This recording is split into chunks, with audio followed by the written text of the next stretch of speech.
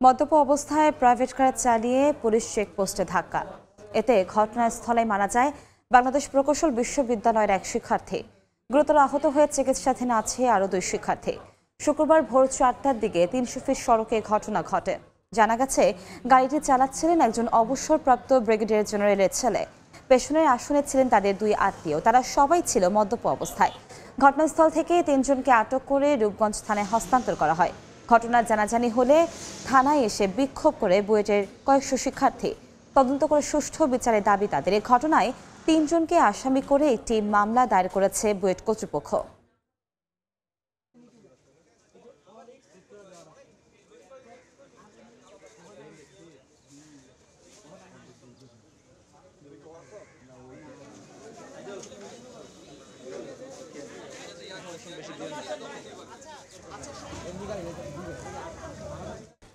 এদিকে মাসুদ নিহতের ঘটনায় কেন্দ্রীয় শহীদ মিনারে সংবাদ সম্মেলনে ডাক দিয়েছেন বুয়েটের শিক্ষার্থীরা। এই মুহূর্তে সেখানে আছেন রিপোর্টার চন্দ্রিমা চৌধুরী এবং রূপগঞ্জ থানায় আছেন মেহেদী হাসান। আমরা শুরুতেই যাচ্ছি মেহেদীর কাছে। মেহেদী,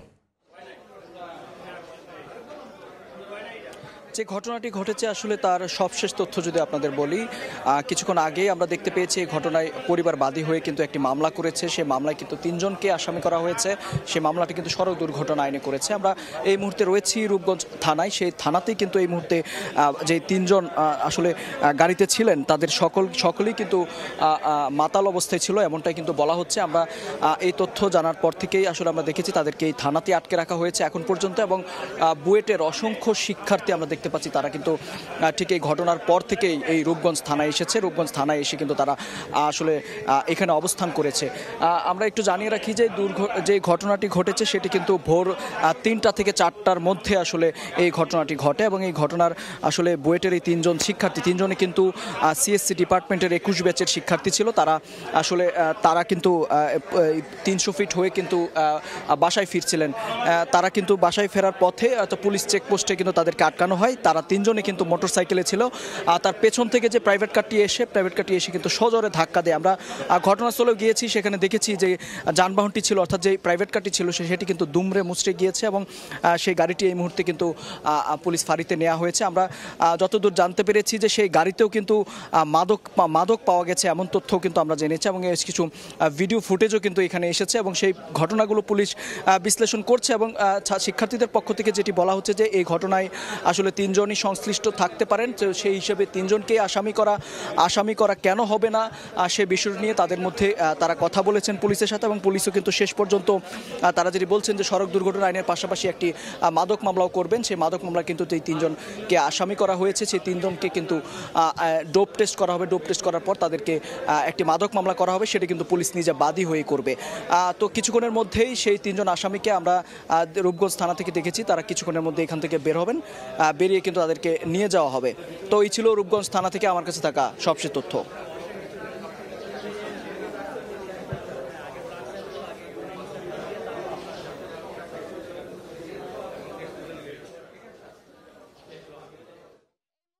আমি আছি পলাশীর মোড়ে এবং এইখানে কিন্তু গতকাল যে বুয়েটের শিক্ষার্থী আহত হয়েছে এবং নিহত হয়েছেন সাবেক সেনাবাহিনী কর্মকর্তার ছেলের গাড়ির ধাক্কায়, তারই প্রতিবাদে কিন্তু সংবাদ সম্মেলনের ডাক দিয়েছে বুয়েটের শিক্ষার্থীরা।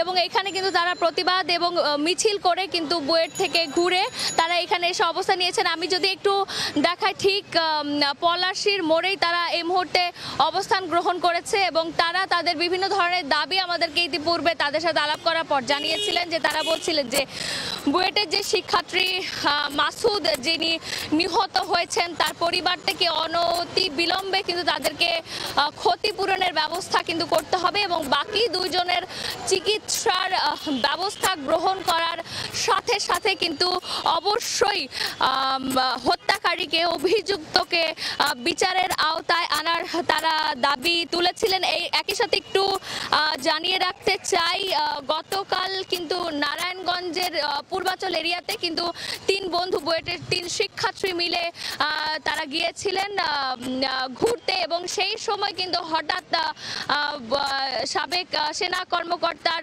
ছেলের যে গাড়ি সেটাতে কিন্তু আহত হয় এবং দুর্ঘটনার সৃষ্টি হয়। ঘটনাস্থলে মাসুদ নামের একজন বুয়েটের শিক্ষার্থী সে মারা যায় এবং তাকে সেই অবস্থায় কিন্তু তাকে নিয়ে আসা হয় কুর্মিটোলা হাসপাতালে। সেখানে চিকিৎসক তাকে মৃত ঘোষণা করে। আরেকটু জানিয়ে রাখতে চাই যে 2 জন শিক্ষার্থী আছেন এখন আহত হয়েছেন, তারা কিন্তু উন্নত চিকিৎসার জন্য একজনকে স্কয়ার হাসপাতালে নিয়ে যাওয়া হয়েছে এবং আরেকজন কিন্তু ঢাকা মেডিকেলে এখনো রয়েছে। এবং বর্তমানে যদি একটু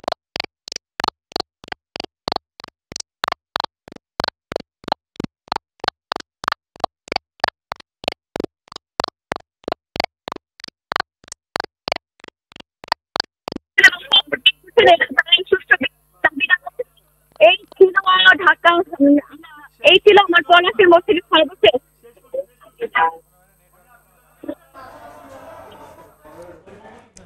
আমরা সরাসরি যুক্ত ছিলাম পলাশী মোড় থেকে এবং এর আগে আমরা যুক্ত ছিলাম রূপগঞ্জ থানা থেকে। গণ অভ্যুত্থানে হত্যাকারীদের বিচার করতে না পারলে তা হবে অন্তর্বর্তী সরকারের সবথেকে বড় দায় বলে মন্তব্য করেছেন জুলাই শহীদ স্মৃতি ফাউন্ডেশনের সাধারণ সম্পাদক সার্জিস আলম। সকালে নগরের জেলা শিল্পকলা একাডেমিতে খুলনা বিভাগে জুলাই বিপ্লবে শহীদদের পরিবারকে আর্থিক সহায়তা প্রদান অনুষ্ঠানে তিনি এই কথা বলেন। এ সময় 58 শহীদের প্রত্যেক পরিবারের হাতে 5 লক্ষ টাকার চেক তুলে দেওয়া হয়। ফাউন্ডেশনের প্রধান নির্বাহী মীর আহসান স্নিগ্ধ ও সাধারণ সম্পাদক সার্জিস আলম তাদের আর্থিক সহায়তা তুলে দেন। এ সময় আবেগে আপ্লুত হয়ে পড়ে স্বজনরা। পরবর্তীতে বাকি শহীদের পরিবারের কাছে সহায়তা পৌঁছে দেওয়া হবে বলে জানানো হয়।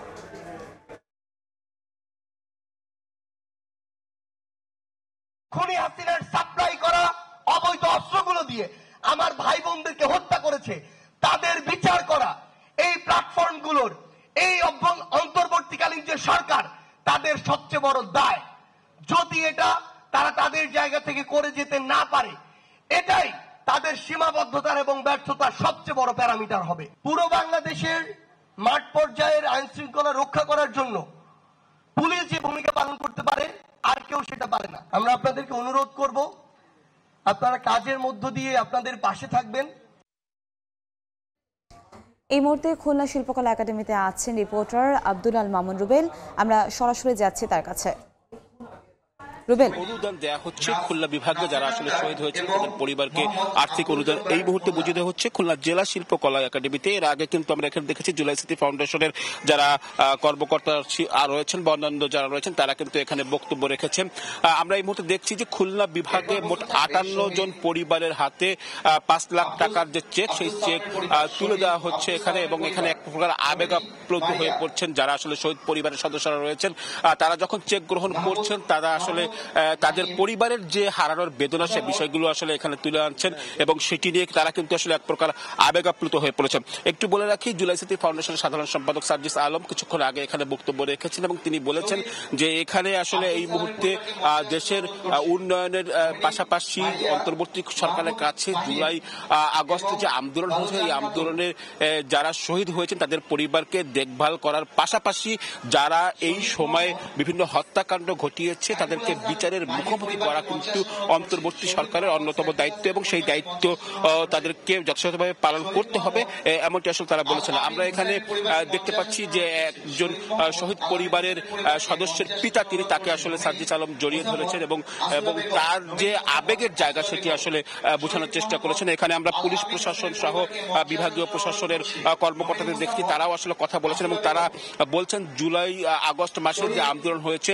সেই আন্দোলনে যারা শহীদ হয়েছেন এবং এই আন্দোলনের যে মূল স্পিরিট সেই স্পিরিটটি কিন্তু আসলে ধরে রাখতে হবে আগামীর বাংলাদেশ নির্মাণের ক্ষেত্রে। এবং এই কথাগুলো কিন্তু আসলে যারা আসলে বক্তব্য রাখছেন তারা সকলেই বলেছেন যে জুলাই আগস্টের আন্দোলনটা যাতে কোনো রকম ব্যর্থ না হয় এবং সেটা যেন সর্বোচ্চভাবে সরকারের পক্ষ থেকেও অন্তর্বর্তী সরকারের দায়িত্ব রয়েছে সেটি আসলে ব্যর্থ করার যারা চেষ্টা করছে তাদেরকে আসলে রুখে দেওয়ার জন্য বিভিন্ন রাজনৈতিক দল যারা রয়েছে তাদের প্রতিও আসলে সার্জিস আলম আহ্বান জানিয়েছেন যে এই জুলাই আগস্ট আগস্টের যে আন্দোলন, সেই আন্দোলনের যে মূল স্পিরিট, সেই স্পিরিটটা আসলে ধরে রাখতে হবে। একটু বলে রাখি, আমরা এখানে বলছিলাম যে মোট 58 জন পরিবারকে যে চেক প্রদান করা হবে, সেই চেক প্রদানের কার্যক্রম কিন্তু এই মুহূর্তে চলছে এবং এখানে যদি আরো কেউ যদি শহীদ থেকে থাকে, যে সংখ্যাটা আসলে বাড়তে পারে, তাদের ব্যাপারে পরবর্তীতে আরো নতুন করে সিদ্ধান্ত নেওয়া হবে। তো আমার কাছে এই ছিল খুলনা থেকে শহীদ জুলাই স্মৃতি ফাউন্ডেশনের যে চেক প্রদান অনুষ্ঠান, তার সর্বশেষ। আমরা সরাসরি যুক্ত ছিলাম খুলনা থেকে। বিশ্ব ইজতেমার মাঠ দখলকে কেন্দ্র করে সংঘর্ষের ঘটনায় তাবলিগ জামায়াতের সাতপন্থী নেতা মুয়াজ বিন নূরকে গ্রেফতার করেছে পুলিশ। টঙ্গী পশ্চিম থানার অফিসার ইনচার্জ ইস্কান্দর হাবিবুর রহমান বিষয়টি নিশ্চিত করেছেন। তিনি জানান, বৃহস্পতিবার রাতে রাজধানীর উত্তরা এলাকা থেকে মুয়াজ বিন নূরকে গ্রেফতার করা হয়। বাকি আসামিদের গ্রেফতারে অভিযান অব্যাহত রয়েছে।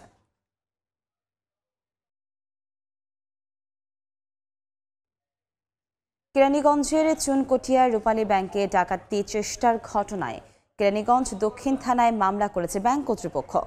মামলায় আত্মসমর্পণ করা 3 ডাকাতকে গ্রেফতার দেখানো হয়েছে। বিকেলে তাদের আদালতে তুলে 7 দিনের রিমান্ড চাইবে পুলিশ। এদিকে এখনও থমথমে কেরানীগঞ্জের চুনকটিয়া এলাকা। এমন ঘটনার পুনরাবৃত্তি না হয় সেজন্য প্রশাসনকে ব্যবস্থা নেওয়ার দাবি জানিয়েছেন এলাকাবাসী।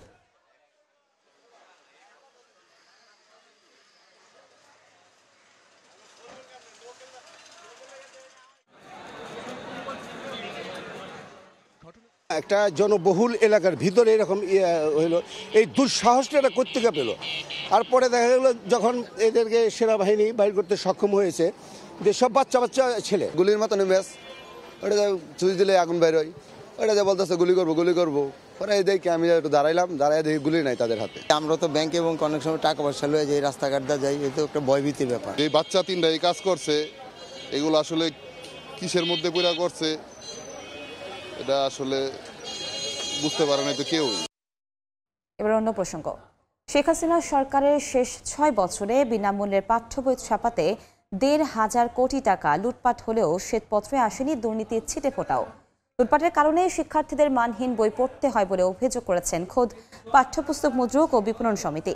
শিক্ষা গবেষকরা বলছেন, দুর্নীতিতে জড়িত বোর্ড কর্মকর্তারাই শ্বেতপত্র রচনার দায়িত্ব পাওয়ায় উঠে আসেনি প্রকৃত চিত্র। বই ছাপানোর ব্যস্ততা শেষে দুর্নীতির বিষয়ে বিস্তারিত তদন্ত করার কথা জানিয়েছে এনসিটিভি। শাকির আহমেদের রিপোর্টে বিস্তারিত।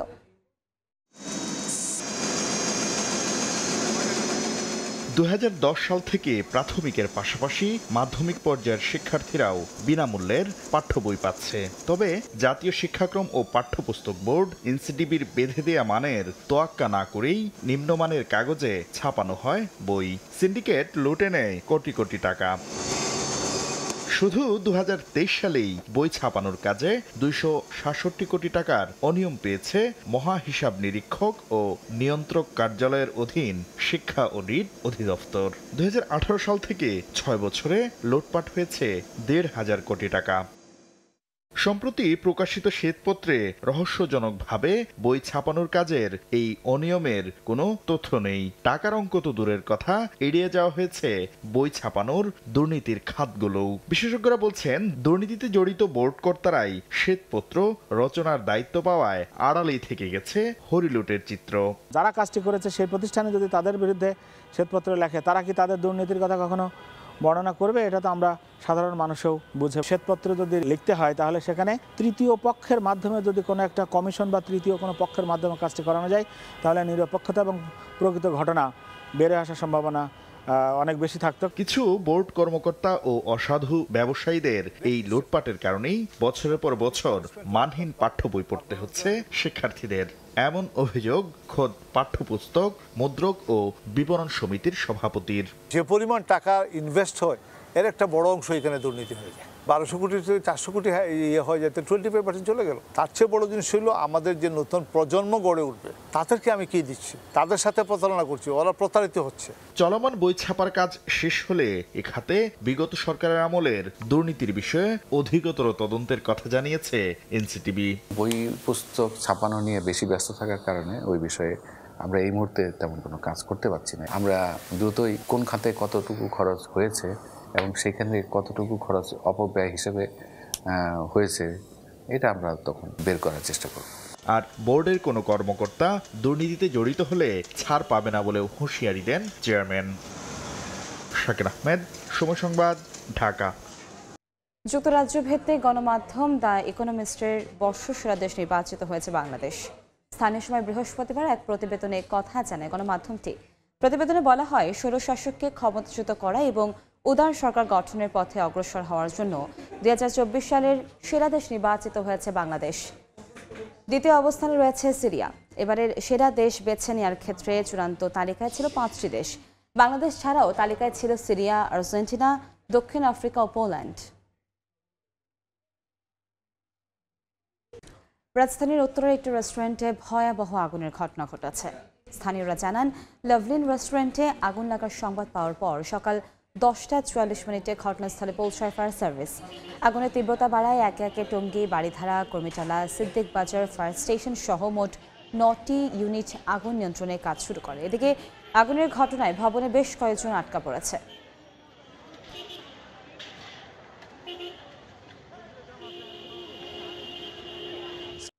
বাজারে শাকসবজি কিনতে যখন ফাঁকা হচ্ছে ভোক্তার পকেট, তখন এসব পণ্য উৎপাদনে দরকারি বালাইনাশক বিক্রি করে পকেট ভরছেন ডিলার ও আমদানিকারকরা। আমদানি মূল্যের চেয়ে 3 থেকে 5 গুণ বেশি দামে কৃষকের কাছে বিক্রি হচ্ছে কীটনাশক, যা বাড়িয়ে দিচ্ছে পণ্যমূল্য।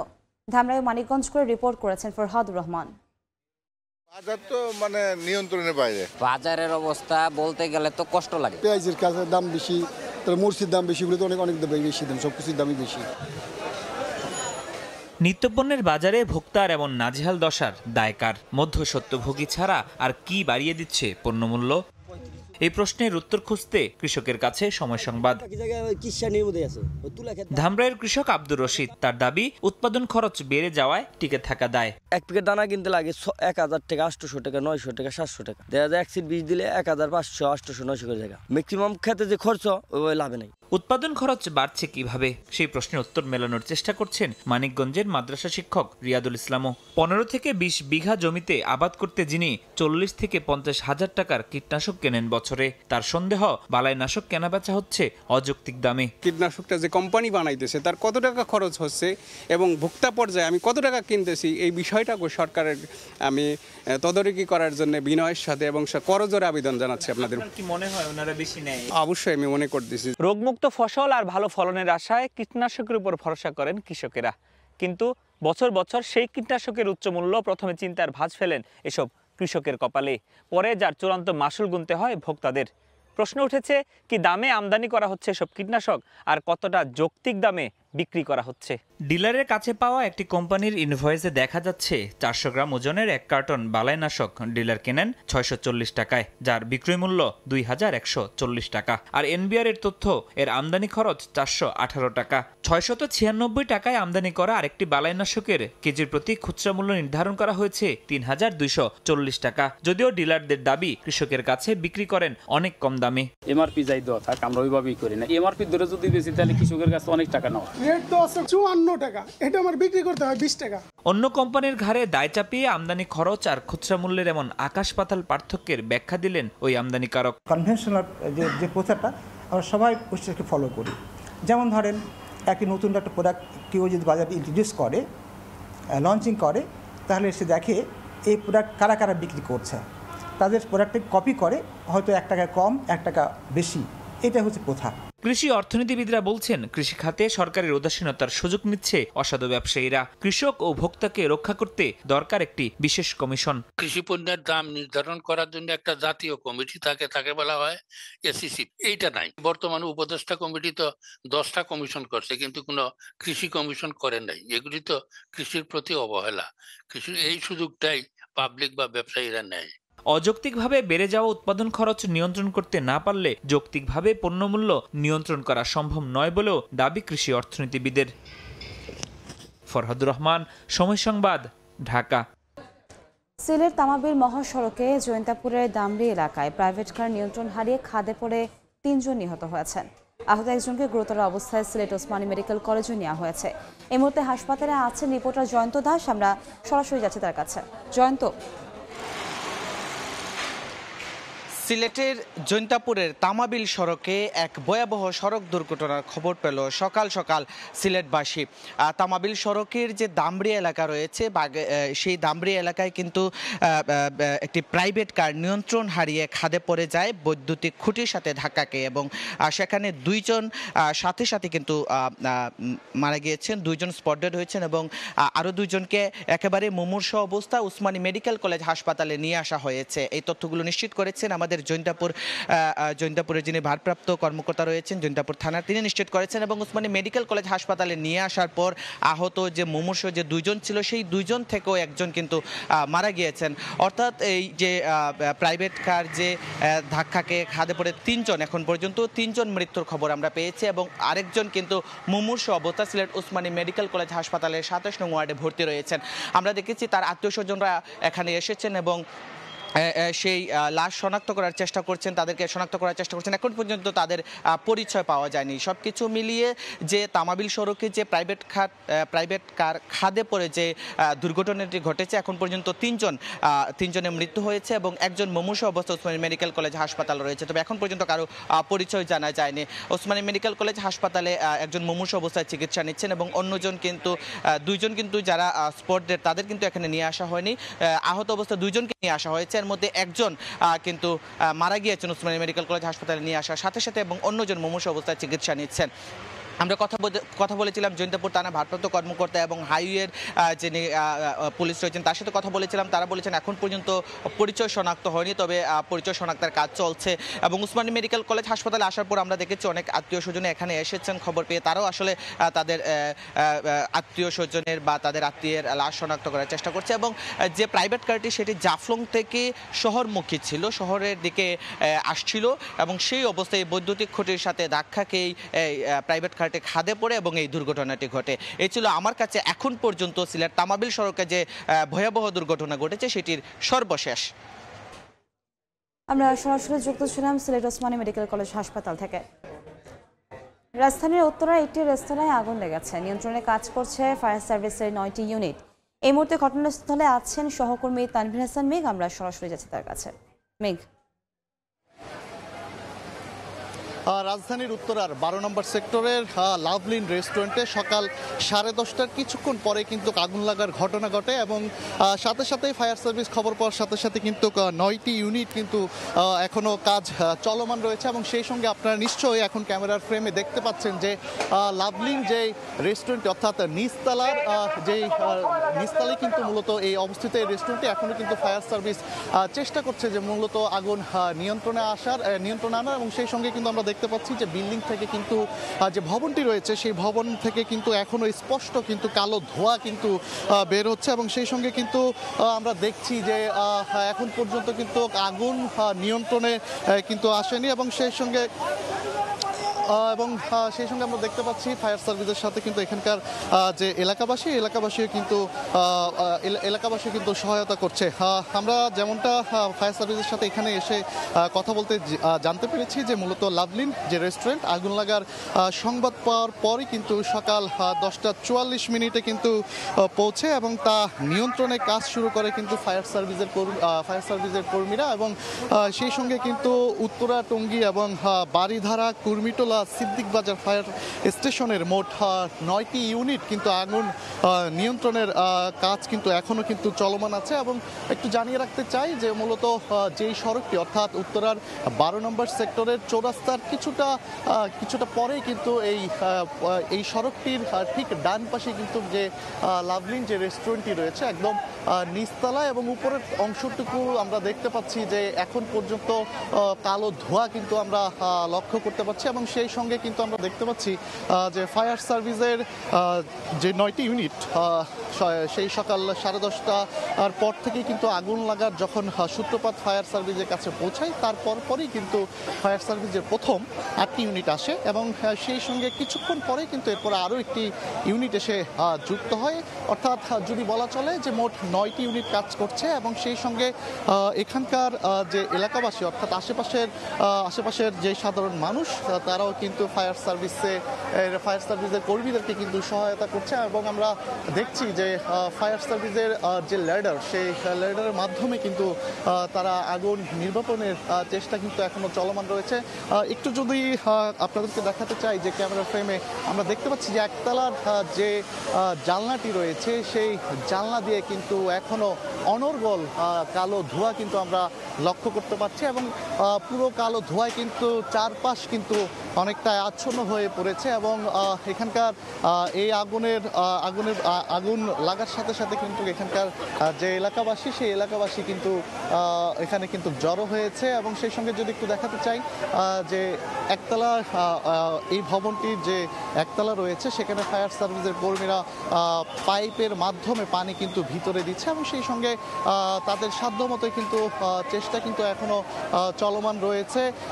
সেই সাথে যদি একটু বলে রাখতে চাই যে আগুন লাগার যে সূত্রপাত সেটি মূলত সকাল 10:30 কিছুক্ষণ পর অর্থাৎ 10:38 কিন্তু আগুন লাগার ঘটনা ঘটে এবং ফায়ার সার্ভিসের সাথে আমরা এসে যতটুকু কথা বলতে পেরেছি যে লাভলিন রেস্টুরেন্টের আগুন লাগার সংবাদ পাওয়ার পরপরই কিন্তু তারা 10:40 পর কিন্তু তারা এখানে পৌঁছে এবং তার নিয়ন্ত্রণে কাজ শুরু করে এবং প্রথম দিকেই কিন্তু প্রায় 8টি ইউনিট কিন্তু এখানে এসে আগুন নিয়ন্ত্রণের চেষ্টা করে এবং একটু জানিয়ে রাখতে চাই যে উত্তরা টঙ্গী এবং বাড়িধারা কুর্মিটোলা সিদ্দিকবাজার ফায়ার স্টেশনের মোট 9টি ইউনিট কিন্তু কাজ চলমান রয়েছে। তবে আমরা দেখতে পাচ্ছি শুধুমাত্র একতলা নয়, উপরের 2-3 তলা যে ভবনটি রয়েছে সেই 3 তলার ভবনেও কিন্তু আমরা লক্ষ্য করতে পারছি যে ফায়ার সার্ভিসের যে ল্যাডার রয়েছে সেই ল্যাডারের মাধ্যমে কিন্তু জানলা দিয়ে কিন্তু অনর্গল এখনও কিন্তু পানি প্রবেশ করা হচ্ছে এবং উপরের অংশটুকু কি অবস্থা এখন পর্যন্ত